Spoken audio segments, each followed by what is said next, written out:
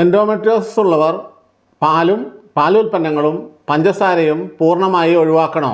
നിങ്ങൾ കഴിക്കുന്ന ചായയും കേക്കിൻ്റെ ഒരു പീസും പാലും നിങ്ങളുടെ മെൻസസ് വേദനയെ ഇരട്ടിയാക്കുന്നുണ്ടോ? ഉത്തരം അതെ എന്നാണ്. പാലും പഞ്ചസാരയും എൻഡോമെട്രിയോസിസ് വേദനയും അതിൻ്റെ ലക്ഷണങ്ങളെയും വർദ്ധിപ്പിക്കാൻ കാരണമാകും.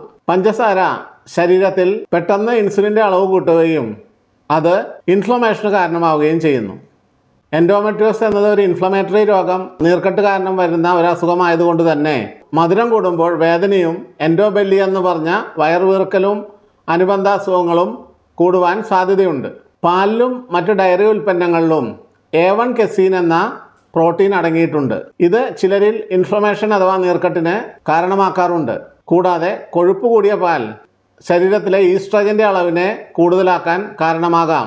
ഈസ്ട്രജൻ ശരീരത്തിൽ കൂടുതലാവുമ്പോൾ എൻഡോമെട്രിയോസിസ് സൈറ്റുകൾ ആക്റ്റീവ് ആവുകയും അത് കൂടുതൽ വളരുകയും ചെയ്യുന്നു. അതിനാൽ തന്നെ മെൻസസിൻ്റെ തൊട്ടു മുമ്പുള്ള ദിവസങ്ങളിലും മെൻസസ് ഉള്ള ദിവസങ്ങളിലും മധുരവും പാലുൽപ്പന്നങ്ങളും പരമാവധി കുറയ്ക്കുന്നത് വേദന കുറയാൻ കാരണമായേക്കാം.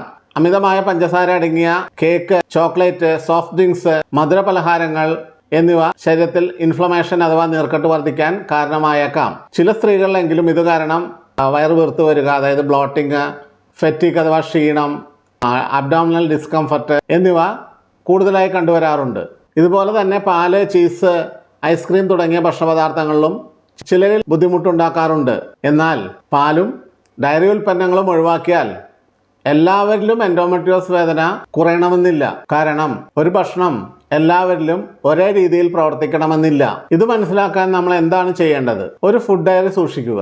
ഏത് ഭക്ഷണം കഴിച്ച ദിവസമാണ് വയറ് വീർത്തു വന്നത്, വേദന കൂടുതലായത്, ക്ഷീണം കൂടിയത് എന്ന് കുറിച്ച് വയ്ക്കാം. ഇത് നിങ്ങളുടെ ശരീരത്തിന് യോജിക്കാത്ത ഭക്ഷണ പദാർത്ഥങ്ങളെ പെട്ടെന്ന് തിരിച്ചറിയാൻ സഹായിക്കും. ഷുഗറും ഡയറി പ്രോഡക്ട്സും എല്ലാവരിലും എൻഡോമെട്രിയോസിസ് വേദന കൂട്ടണമെന്നില്ല.